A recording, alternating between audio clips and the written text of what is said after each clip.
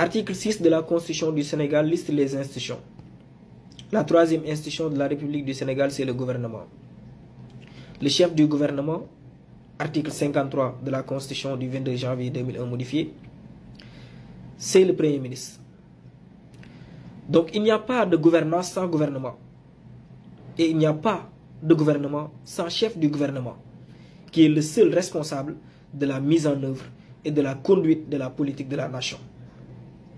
Le président de la République, Bassirou Diomaye Faye, détermine la politique de la nation. Ça, c'est quelque part la mise en forme. Et il a le droit et les prérogatives même d'intervenir dans la mise en œuvre. Mais s'il a un Premier ministre efficace, responsable et efficient, comme Ousmane Sonko, il peut laisser faire.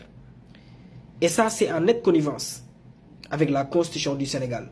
Lisons ensemble l'article 53, l'article 54, 55, 56, 57 de la Constitution qui liste les dispositions constitutionnelles du Premier ministre, c'est-à-dire ses prérogatives, quoi. Mais le doyen Alioune Tine, Boudemé Bani, le Premier ministre gouverne. Ça, c'est une lapalissade, c'est une évidence. Du point de vue étymologique, le Premier ministre gouverne. Du point de vue constitutionnel, le Premier ministre gouverne et dispose de l'administration. Du point de vue institutionnel, c'est à lui de le faire.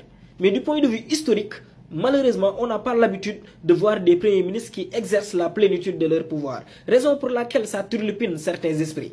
Mais ça ne devait pas toucher, apostropher l'esprit du doyen Alioune Tine, qui a quand même fait beaucoup de choses au Sénégal et dans la sous-région. Raison pour laquelle ça nous a un peu interpellés.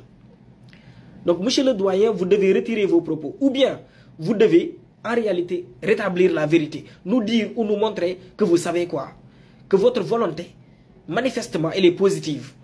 Parce que, avec le glissement linguistique, on sent qu'il y a une volonté de vouloir diviser le Premier ministre et le Président de la République. De vouloir créer une disjonction entre la primature et la présidence, du point de vue administratif. Ça, c'est méconnaître l'administration sénégalaise. Ça, c'est méconnaître les institutions constitutionnelles. Ça, c'est méconnaître l'ordre constitutionnel et l'ordre politique établi par le projet actuel. Et c'est quelque part malheureux. Donc, le doyen Alioune Tine moom warul di wax propos yu mel noonu biir Sénégal.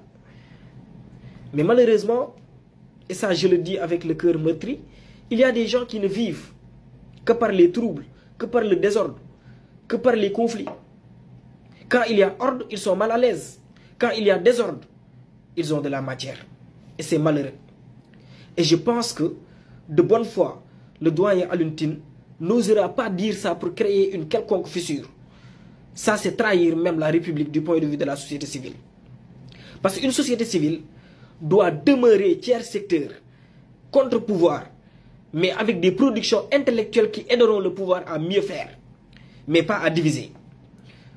Rappelons-le, une société civile n'est pas conflictogène.